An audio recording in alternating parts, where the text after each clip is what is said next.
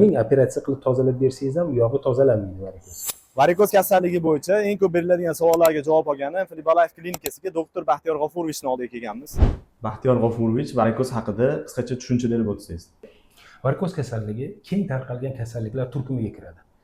Oyog'imizdagi teri osti venalarni tugunli kengayishi bilan kechadigan, o'ziga yarasha asoratlar bilan ajralib turadigan kasallik hisoblanadi. Varikozni operatsiyasiz davolash imkoni bormi? Bu varikoz kasalligini darajasiga bog'liq. Masalan, birinchi darajali varikoz, retikulyar varikoz yoki tomir yulduzchalari. Bu holatda bizga skleroterapiya yordam beradi va qo'shimchasiga konservativ davo, kompression trikotaj qo'llash, vena toniklar, qon suyultiruvchi dorilar, har xil jismoniy mashqlar bajarish bilan varikoz kasalligini operatsiyasiz davolash mumkin. Hammadagi eng katta qo'rquv shu operatsiya. Operatsiyaning hozirgi zamonaviy yangi qanaqa usullari bor? Hozirgi kunda varikoz kasalligini operatsiyalari eng ko'p tarqalgani endovenoz lazer obliteratsiya usuli va radiochastot obliteratsiya usullari. Xo'p, choklar yo'q, og'riqsiz. Operatsiya qilingan o'rinlarda hech qanday boshqacha bir og'riqlarni sezmaydi.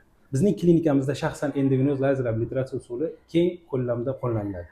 Shu kunning o'zida analizlar topshirib, shu kunning o'zida operatsiya bo'lib, ertasiga yana ishiga ketishi mumkin.